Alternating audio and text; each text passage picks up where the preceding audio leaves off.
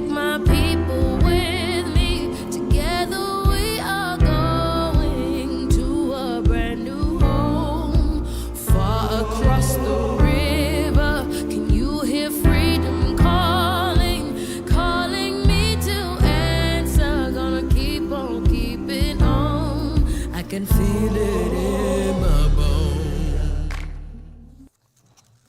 Good evening. I'm Reverend Mark Hughes, the Executive Director of the Vermont Racial Justice Alliance, and you've caught me again. It's Juxtaposition. We're here, and tonight, what is tonight? Trust the process. Yeah, that's it. Trust the process. So I've got some information, some updates for you tonight on some of the work that we're doing, but I really came along to tell you more about the constitutional amendment that's in play right now, the Equal Protection Constitutional Amendment, and you're probably going to have some questions on that. So hopefully we could do that. I thought that what I try to do is for the first time ever, try to explain the constitutional amendment and then frame it in the work that we've been doing, the broader work that we've been doing. So kind of tell our story and tell the story of the amendment all at the same time. So I got a lot of slides for you today. So we'll be working through some of those. But first, this just in, I just wanted to let you know that this is about Black Madness. Black Madness, a peer support initiative for healing racial trauma. Black people in Vermont, like across the nation, are continuing to navigate systemic racism, racialized violence, and intergenerational trauma. And this is all taking a profound toll on folks. The Richard Kim Center is doing that. That's happening on the first Thursday of every month. You might want to go through there sometime around 6 till 7:30. And they do have this on their site. And there's also a remote opportunity for you to hop on that. So enough with that. Wanted to talk to you a little bit about Harlan's descent.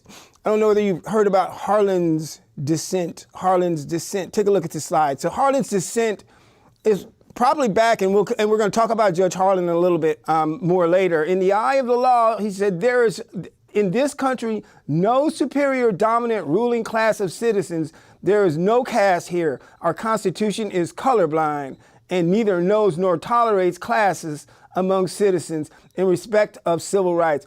All citizens are equal before the law. The humblest is the peer of the most powerful. The arbitrary separation of citizens on the basis of race while they are on a public highway is a badge of servitude wholly inconsistent with the civil freedom and the equality before the law established by the Constitution. It cannot be justified up on any legal grounds. He goes on to say, what can more certainly be arouse race hate?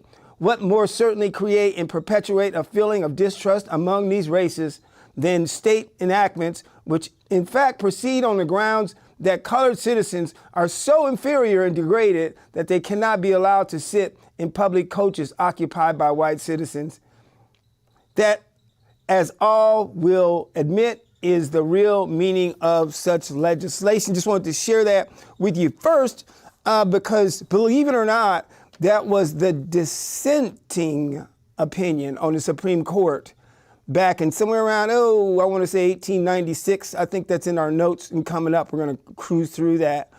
And what was the ruling? Plessy versus Ferguson, separate but equal. Yep, that's what led us back. That's what took us backwards, plunged us into hundreds of massacres, lynchings across the United States, and the Jim Crow. That's what plunged us into about 100 years of that. He was the only one of the 8 Supreme Court justices that dissented. And it was his language colorblind that would later be weaponized and utilized to deconstruct the Civil Rights Act of 1964 in the Roberts Court. And we'll talk more about that later. But yeah, that's the deal. I just came across this a couple of days ago. I don't know whether you saw this or not, but here's Erica Green reporting out of the New York Times. She said, President Trump said in an interview that he believes civil rights era protections resulted in white people being very badly treated. You can come off that slide. We'll come back to that. White people being very, very badly treated. His strongest indication that the concept of, quote, reverse discrimination is driving his aggressive crusade against diversity policies. So speaking to the New York Times on Wednesday, Mr. Trump echoed grievances amplified by Vice President J.D. Vance and other top officials who in recent weeks have urged white men to file federal complaints with the Equal Opportunity Commission. Trust the process.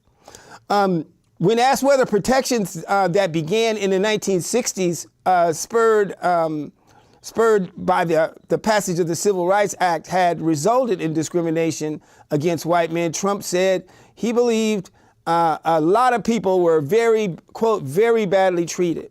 Quote, white people were very badly treated, where they did extremely well and they were not invited to go into university, to college, he said, an apparent reference to affirmative action in college admissions. Yeah, so the president said the quiet part out loud.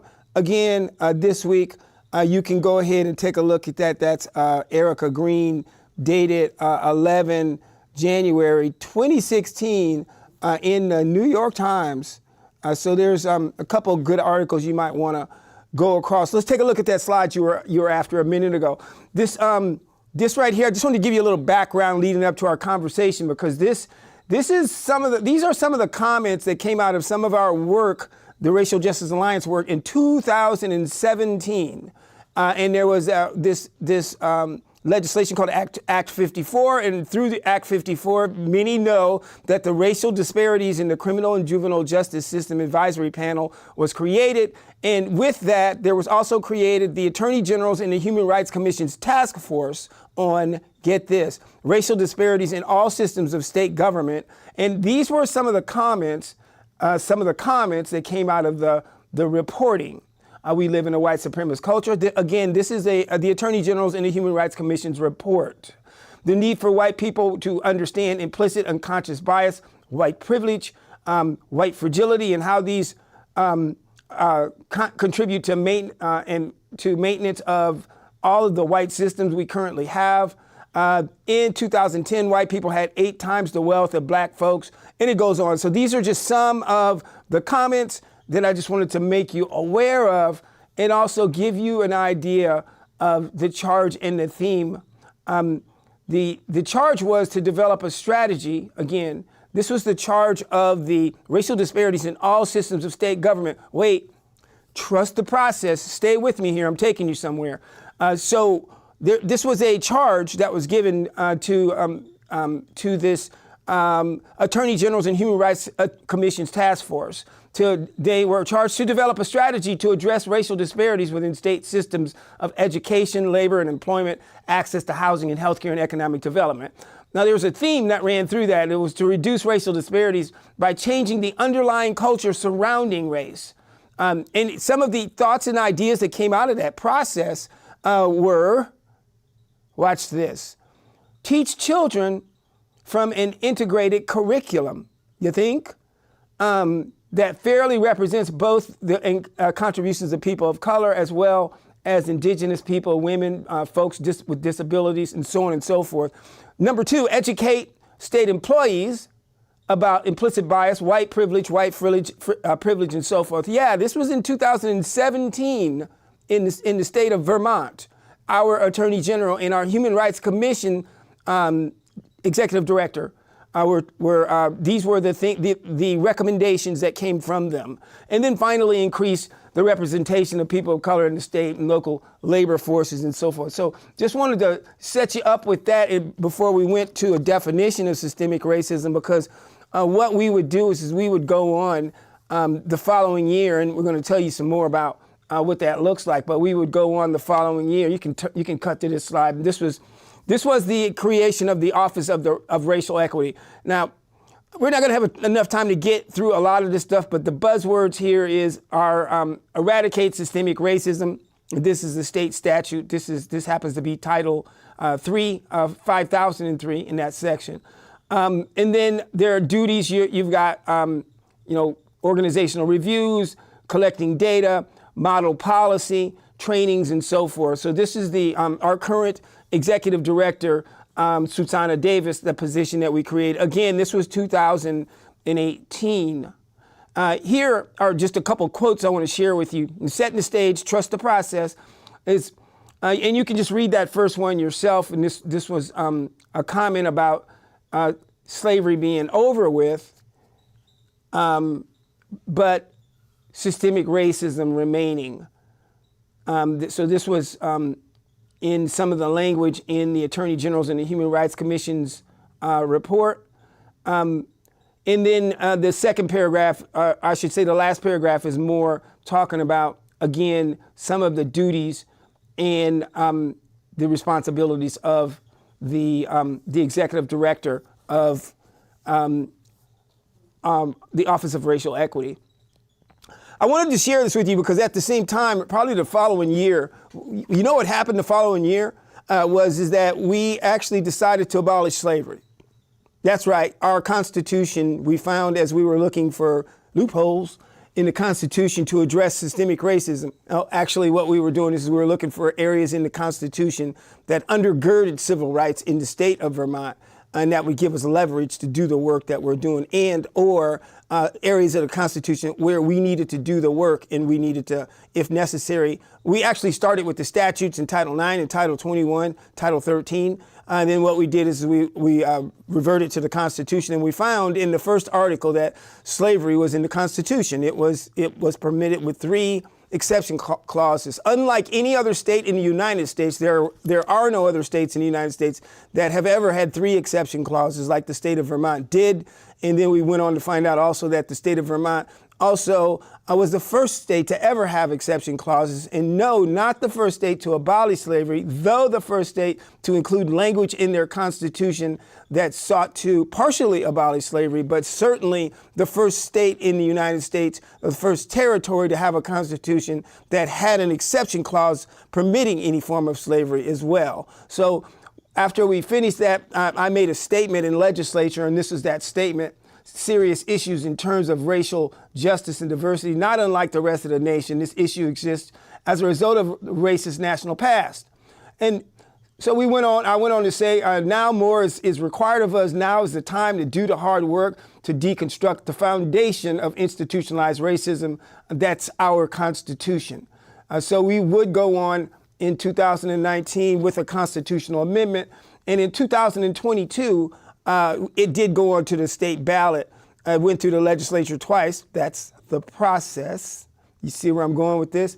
It went on to the legislature twice, and ultimately it went on a general referendum. And the people of the state of Vermont voted to abolish slavery in 2022 with a resounding 82% of the folks across the state of Vermont who said yes, we want to get rid of slavery. We want to get that out of our Constitution. Little sidebar here, because over that process, what I'm looking at right now is establishing a task force to study the proposal for reparations and consider a city apology for the institution of slavery. Yes, this is Resolution 7.06.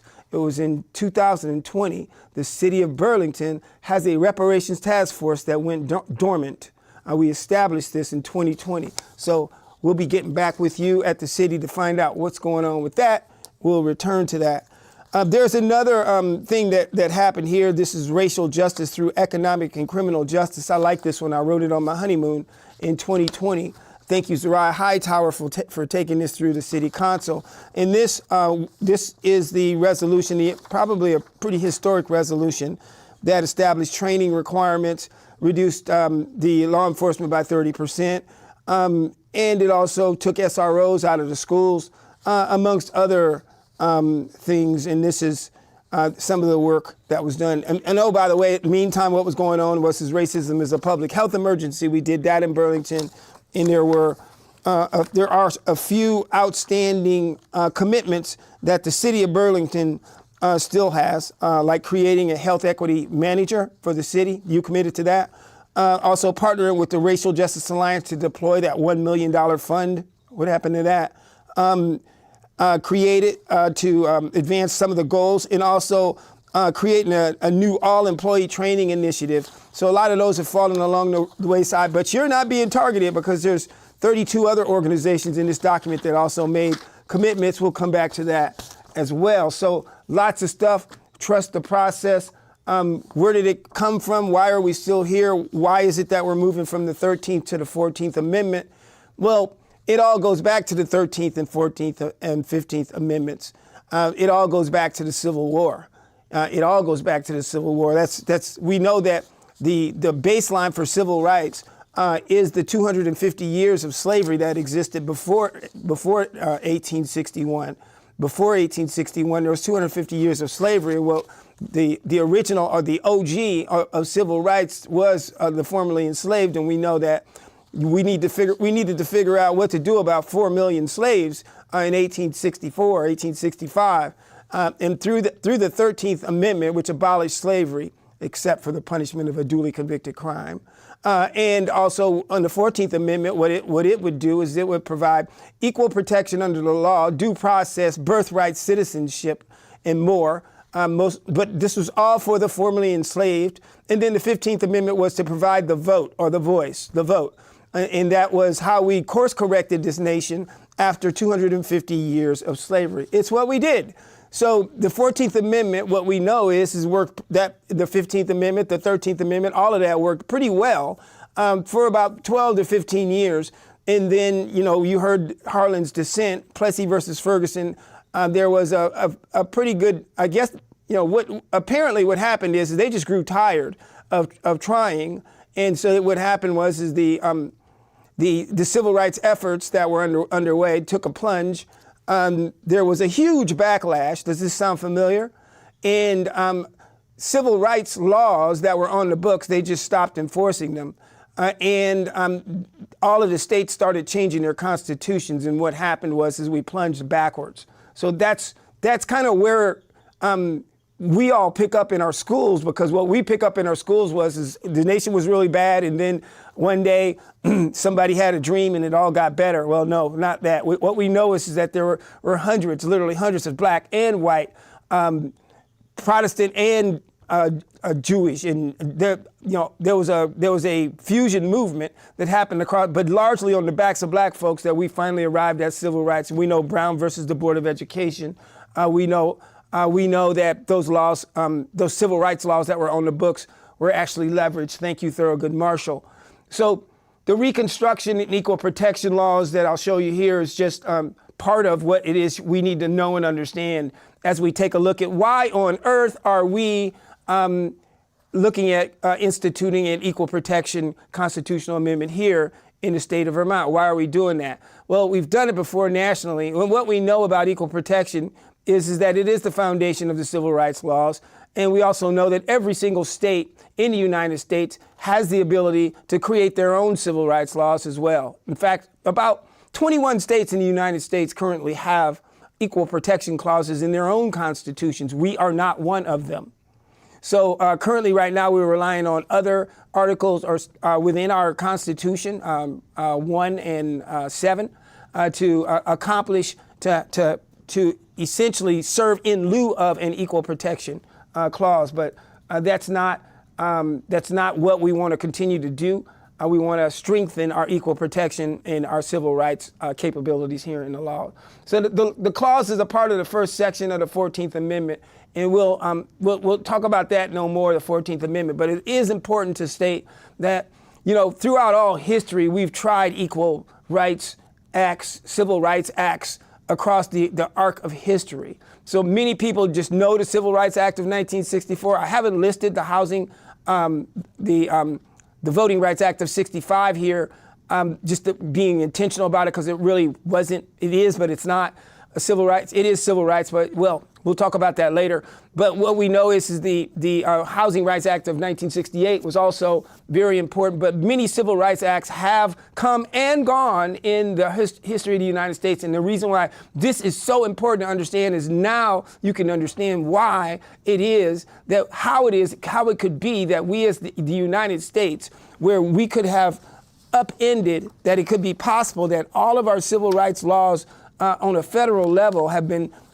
completely upended. How could that be as a nation where we have, civil rights laws have been upended, they've been walked back, they have been hijacked, they have been defunded, and they have been weaponized. And that's what's going on right now in the United States. What we know is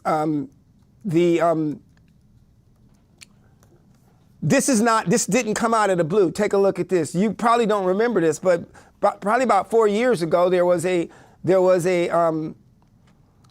loan forgiveness, a USDA loan forgiveness challenge, and it got hung up in the courts. Where what you had is there were conservative Wisconsin Institute of Law and Liberty. They filed this suit arguing that white farmers aren't eligible. They weren't eligible for this program, amounting to a violation of their constitutional rights. And this program was designed to mitigate some of the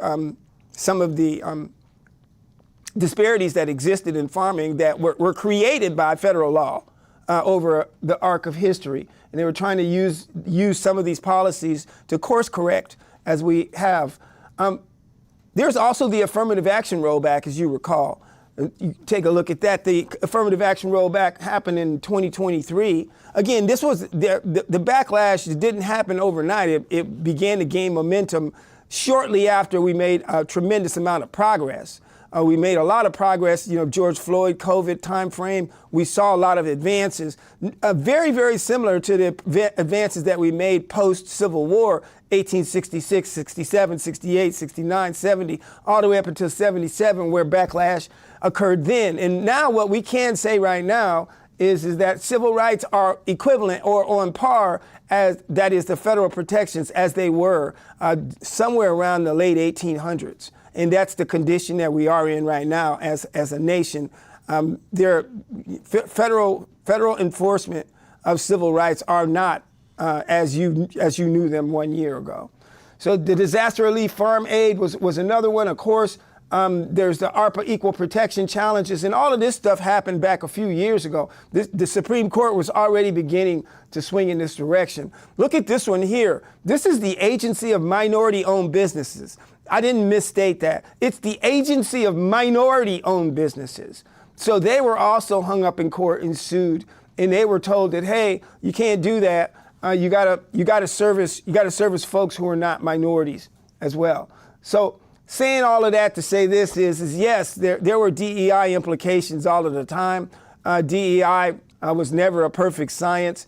It was always intended to try to figure out how do you course correct some of these disparities that exist and also transform some of the systems that create the disparities that have existed across the arc of history that were created by policy and that are residual of the legacy of slavery and that currently exist, that continue to exist to this day, which brings us to trust the process. So here in the last few minutes, I'll tell you just a little bit about the Equal Protection Constitutional Amendment, because the Equal Protection Constitutional Amendment, the process itself, is probably one of the most arduous processes that exist in the states, in the United States. It is a 4-year process, but here's the thing. It started 2 years ago. It started nearly 3 years ago, actually. This process started at the beginning of this biennium. What's required is that the Senate, and it must always start in the Senate must move this constitutional amendment through its body with a 2/3 vote. So once it comes out of committee, it goes out with a 2/3 vote. It crosses over to the House. The House is required to do a public hearing, and after that public hearing, they're required to agree to it in order for it to continue to live, and then that concludes the first biennium. So that has to happen across that 2-year period. So in the following biennium, and this starts in an odd year. The last one was 2019 and before this, and then this one started in 2023.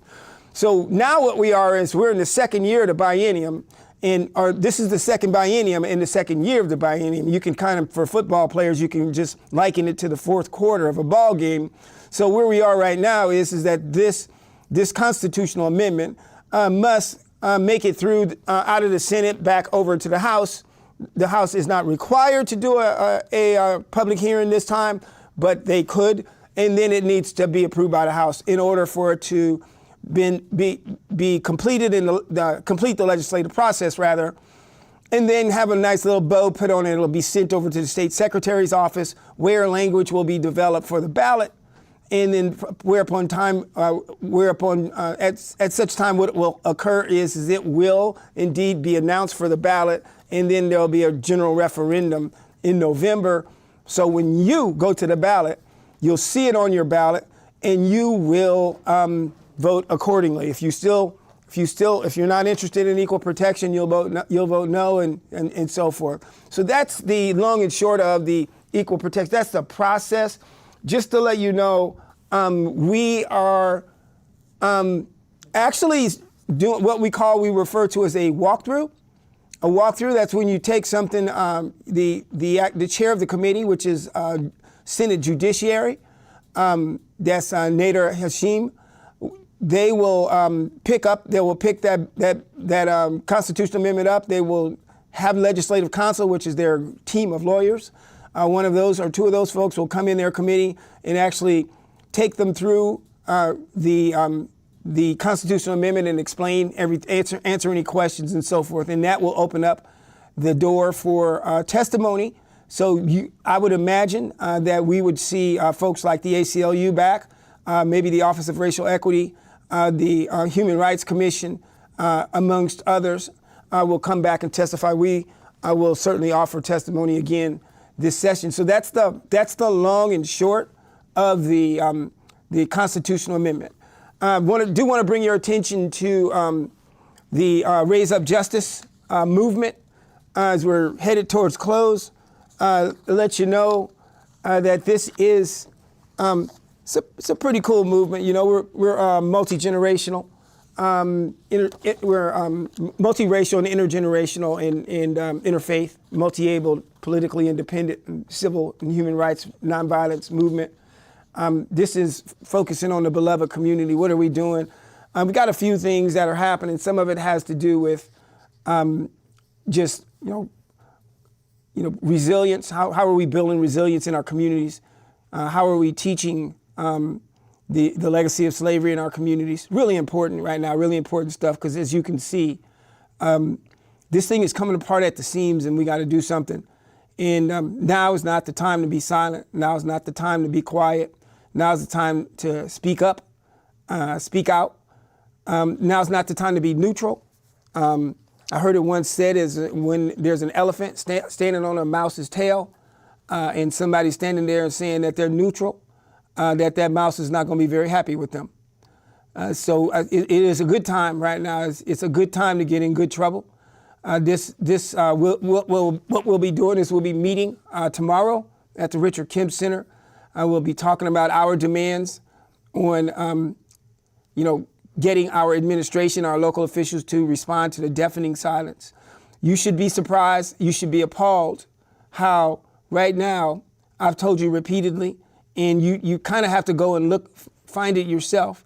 But what you'll discover is that this administration has completely dismantled the entire civil rights infrastructure of the United States of America.